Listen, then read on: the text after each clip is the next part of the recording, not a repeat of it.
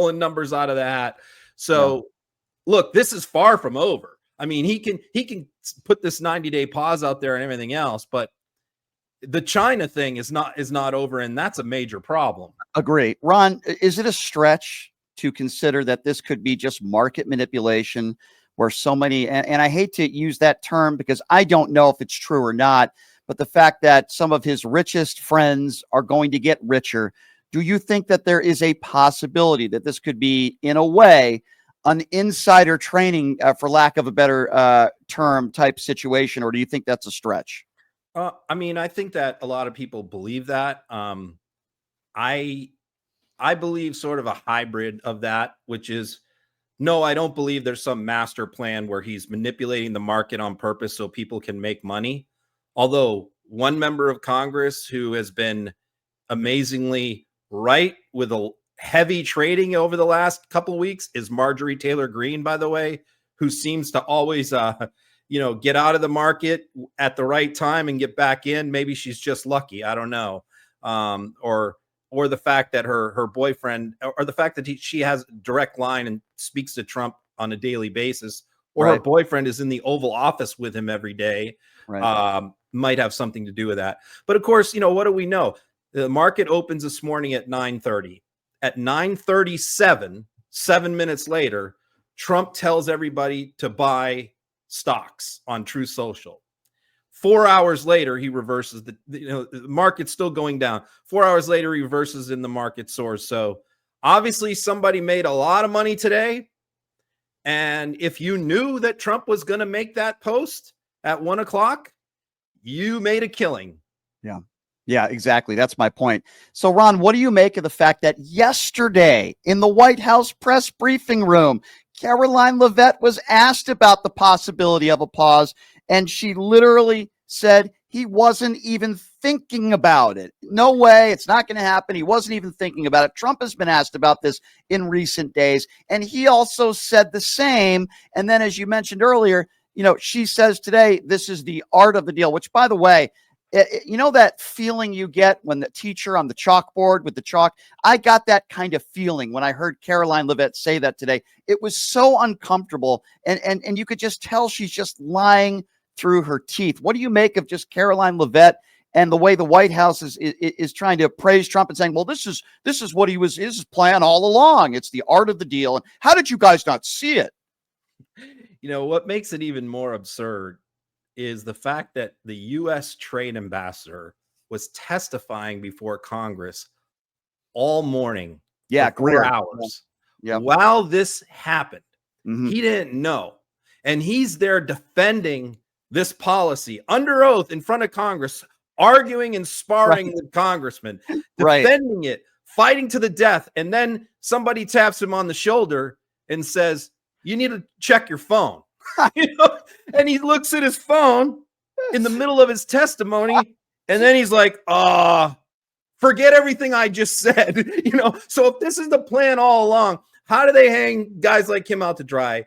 The bottom line, and some of Trump's closest supporters, people like billionaire Bill Ackman, or the other idiot who's always on social media, billionaire who backs him, his crypto guy, I forgot his name. I know you're talking about. They were losing their asses. They were losing hundreds of millions of dollars and begging and pleading with Trump to reverse this. Elon Musk was getting destroyed. His biggest business partner is the Chinese government. But the odd part about this is that he lifted all the tariffs against everybody else except for Musk's business partner. He raised them more on China. The other thing is that, what about this? The TikTok deal. The TikTok thing was supposed to be, they were supposed to divest or be banned from the United States on January 21st, Trump's first day in office. He refused to enforce the law. He announced a 90-day pause. That 90-day pause expired. The deal was supposedly done with American investors that were going to buy the U.S. TikTok earlier this week on Monday. And then Trump announced the China tariffs, and the Chinese government stepped in and would not let the deal go through. So you have that hanging out there, which is like Congress passed a law. President Biden signed it into law. TikTok is supposed to be banned in the United States right now. It was supposed to be banned all week, but Trump is just ignoring the law. And no, on all the Republicans in Congress who sponsored that bill was Tom Cotton. Tom Cotton has not said one word about it. So it just, there's just madness all over the place. But the idea that we can move forward as a country with 125% tariffs on China, good luck. Yeah, and keep in mind, Ron, as you know, that American consumers are still going to have to deal with 10%, right?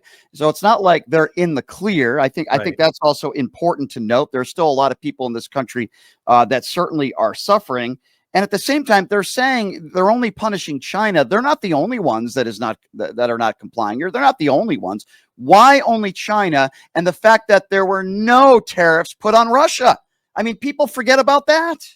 Yeah, well, supposedly all these countries were ripping us off, right? You know, South America, Europe, or the EU, they're all ripping us off. But now I guess they're not ripping us off now. Yesterday they were ripping us off. Today they're not now, because this is all part of a grand strategy by Trump. So, I mean, the Trump thing, I mean, the excuse for that is, oh, we're not doing any business with Russia. We do business with Russia despite the sanctions. It's probably, you know, Ukraine's main criticism of Joe Biden was that he allowed too many tariff loopholes for China to evade sanctions. Those could be closed at any time, but they haven't been. So there is still trade going on with Russia despite the sanctions. But what we did put a 10% tariff on Ukraine, though. Of course, right? The dictator, as Donald Trump would call him, Zelensky. So how do you see this thing playing out here, particularly with China? I mean, who knows what's going to happen 90 days from now? But how do you see this going with China? 125% tariffs, absolutely absurd and insane. It doesn't appear to me that China's caving. Donald Trump would like to make people think that that's the case, but they are not. So how do you see this thing playing out?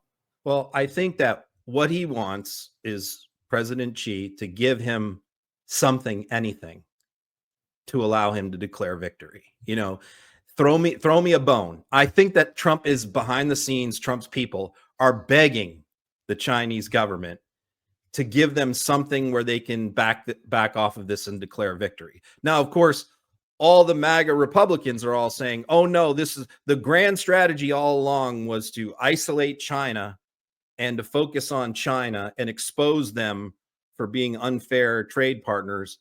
And now the grand plan is we're totally going to focus on China.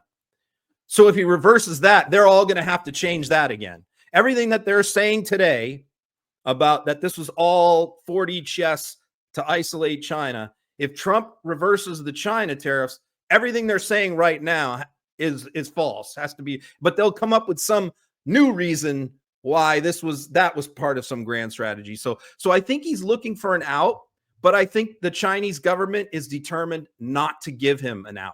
They are just refusing to talk to him. In fact, he said, I want to talk to President Xi. I hope he gives me a call.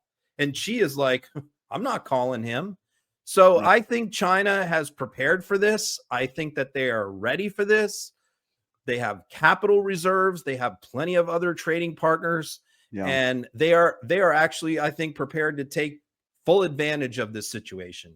I agree. You know, Ron, I feel like this is like a microcosm of the way Donald Trump has lived his life in this aspect.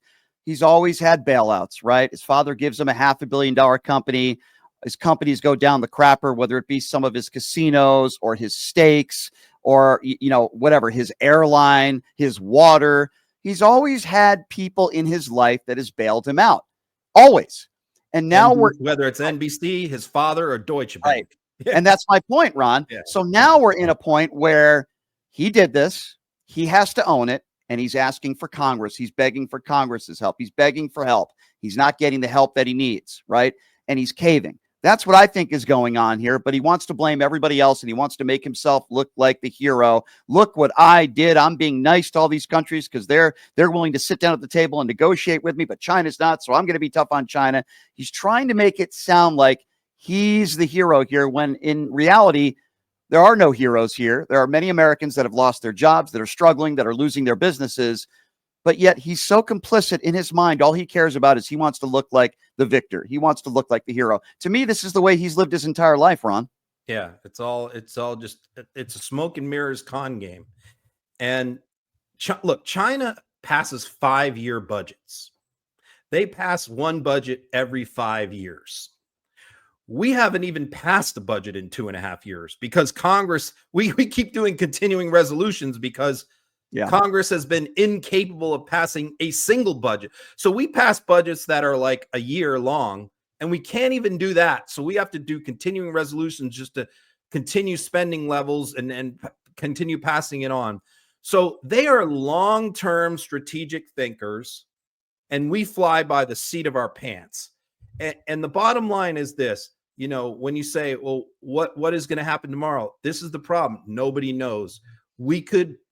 While we've been talking, the China policy may have completely changed. It's like every 5 minutes, the policy is different. It's already been 20 different things since he took office, and it's hadn't even been 3 months. So I don't see this ending well. I mean, if Trump claims he wants to get all these foreign companies to invest in the United States and build plants, how the hell are you going to do that if you're a foreign country when you don't even know, from one day to the next what the trade policy is? I think that's a really good point that you make. I have an idea that you probably will be writing a little bit about this today in your Substack. Is that a fair assumption? Well, I'll be writing tomorrow because I got my show at 4:00. So. Yep. Yeah. Well, we will see. I look forward to that show. We will see what happens here in the next 24 to 48 hours, Ron. But boy, chaos continues in the first couple months of Trump's administration, my friend. I always love what you guys do at Meidas Touch. Ron, you're the best. Appreciate your time, my friend, and we'll let you get back to work. I appreciate you. All right, Brian. We'll talk to you later. Thanks, Ron. Appreciate it. All right, Ron Filipkowski, everybody. The best, one of the best in the business. I always say that because it's always important to